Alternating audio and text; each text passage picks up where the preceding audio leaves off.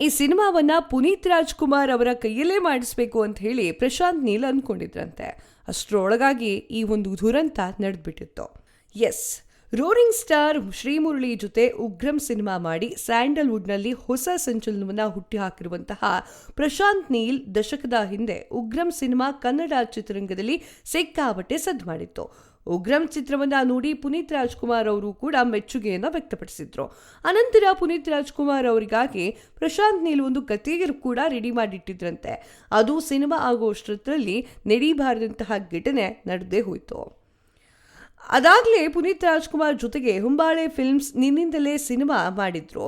ಅಪ್ಪುಗಾಗಿ ರಾಜ್ಕುಮಾರ್ ಹಾಗೂ ಯುವರತ್ನ ಸಿನಿಮಾಗಳನ್ನು ಕೂಡ ನಿರ್ಮಾಣ ಮಾಡಲಾಗಿತ್ತು. ಹೊಂಬಾಳೆ ಫಿಲ್ಮ್ ಸಂಸ್ಥೆಯ ವಿಜಯ್ ಕಿರಂದೂರ್ ಅವರು ಈ ರೀತಿಯಾಗಿರುವಂತಹ ನಿರ್ಮಾಣದ ಕಾರ್ಯವನ್ನು ಮಾಡ್ತಾ ಇದ್ರು. ಹೀಗಾಗಿ ಉಗ್ರಂ ಚಿತ್ರದ ಬಳಿಕ ಪ್ರಶಾಂತ್ ನೀಲ್ ಒಂದು ಫ್ಯಾಮಿಲಿ ಸಬ್ಜೆಕ್ಟ್ ರೆಡಿ ಮಾಡಿಕೊಂಡಿದ್ರು. ಅದೇ ಒಂದು ಫ್ಯಾಮಿಲಿ ಕಥೆಯನ್ನ ಇಟ್ಕೊಂಡು ಪುನೀತ್ ರಾಜ್ಕುಮಾರ್ ಅವರ ಜೊತೆಗೆ ಸಿನಿಮಾ ಮಾಡಬೇಕು ಅಂತ ಹೇಳಿ ಹೊಂಬಾಳೆ ಫಿಲ್ಮ್ಸ್ನ ಪ್ರಶಾಂತ್ ನೀಲ್ಗೆ ಅಪ್ರೋಚ್ ಕೂಡ ಮಾಡಿದ್ರಂತೆ. ಆ ಕತೆಗೆ ಆಹ್ವಾನ ಅಂತ ಹೇಳಿ ಪ್ರಶಾಂತ್ ನೀಲ್ ಅವರು ಹೆಸರಿಟ್ಟಿದ್ರಂತೆ.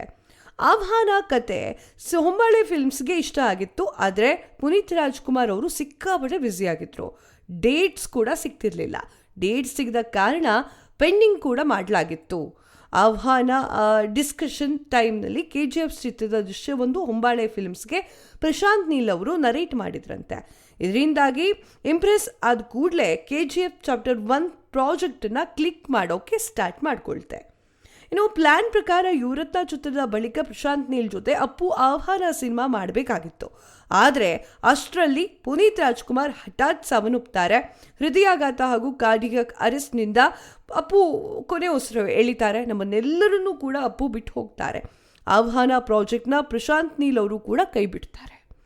ಆಹ್ವಾನ ಕಥೆಯನ್ನು ಪುನೀತ್ ರಾಜ್ಕುಮಾರ್ ಅವರಿಗಾಗಿಯೇ ಪ್ರಶಾಂತ್ ನೀಲ್ ಅವರು ಸಿದ್ಧಪಡಿಸಿದ್ರಂತೆ. ಹೀಗಾಗಿ ಅಪ್ಪು ಜಾಗದಲ್ಲಿ ಬೇರೆ ಯಾರನ್ನೂ ಕೂಡ ಊಹಿಸೋಕೆ ಸಾಧ್ಯ ಇಲ್ಲ. ಆ ಒಂದು ಕಾರಣಕ್ಕೆ ನಾನು ಅದನ್ನು ಕೈ ಬಿಟ್ಟೆ ಅಂತ ಹೇಳ್ತಾರೆ ಪ್ರಶಾಂತ್ ನೀಲ್ ಅವರು ಒಂದು ಸಂದರ್ಶನದಲ್ಲಿ. ನೀವು ಮೊದಲು ಹೊಂಬಾಳೆ ಫಿಲ್ಮ್ಸ್ನ ಅಪ್ರೋಚ್ ಮಾಡಿದ್ದು ಫ್ಯಾಮಿಲಿ ಸಬ್ಜೆಕ್ಟ್ಗೆ ಅಲ್ವಾ ಅಂತ ಹೇಳಿ ಪ್ರಶ್ನೆ ಕೇಳಲಾಗುತ್ತೆ. ಆಮೇಲೆ KGF ಸಿನಿಮಾದ ಸೀನ್ ನರೇಟ್ ಮಾಡಿದ್ವಿ, ಅದು ಇಷ್ಟ ಆಯಿತು. ಸೊ ಆ ಒಂದು ಕಾರಣಕ್ಕೆ ಅದನ್ನೇ ಫಸ್ಟ್ ಮಾಡೋಣ ಅಂತ ಹೇಳಿ KGFನ ಎತ್ಕೊಂಡ್ವಿ, ನಾನು ಮತ್ತು ಹೊಂಬಾಳೆ ಫಿಲ್ಮ್ಸ್ ಇಬ್ಬರು ಸೇರಿ ಅಂತ ಹೇಳಿ ಅವ್ರು ಹೇಳ್ತಾರೆ. ಅಂದರೆ ಪುನೀತ್ ರಾಜ್ಕುಮಾರ್ ಅವರು ಇವಾಗಲೂ ಕೂಡ ನಮ್ಮ ಜೊತೆಗಿದ್ದಿದ್ರೆ ಆಹ್ವಾನ ಎನ್ನುವಂತಹ ಒಂದು ಬೆಸ್ಟ್ ಸಿನಿಮಾವನ್ನು ಅವರು ಮಾಡ್ತಿದ್ರು. ಆ ಒಂದು ಕಥೆನೂ ಕೂಡ ನಮಗೆ ಸಿಗ್ತಿತ್ತು. ಹಾಗೆ ದ್ವೀತ ಎನ್ನುವಂತಹ ಪವನ್ ಅವರು ಡೈರೆಕ್ಟ್ ಮಾಡುವಂತಹ ಸಿನಿಮಾ ಕೂಡ ನಮಗೆ ಸಿಗ್ತಿತ್ತು. ಪುನೀತ್ ರಾಜ್ಕುಮಾರ್ ಇಲ್ಲ ಎನ್ನುವಂತಹ ಕಾರಣಕ್ಕಾಗಿ ಅವರ ಒಂದು ಪಾತ್ರವನ್ನು ಯಾರಿಗೂ ಕೊಡೋಕೆ ಇಬ್ಬರು ನಿರ್ದೇಶಕರು ಕೂಡ ಒಪ್ಕೊಳ್ತಾ ಇಲ್ಲ. ಇದೇ ನಮ್ಮ ಪುನೀತ್ ರಾಜ್ಕುಮಾರ್ ಅವರಿಗೆ ಕೊಡುವಂತಹ ದೊಡ್ಡ ಗೌರವ. ನಮ್ಮ ಜೊತೆ ಅಪ್ಪು ಇಲ್ಲ ಅನ್ನೋದನ್ನು ನಾವು ಅದನ್ನು ಅರ್ಥ ಮಾಡ್ಕೊಳ್ಬೇಕು, ಹಾಗೆ ಜೀವಿಸಬೇಕು. ಅದೇ ಸತ್ಯ.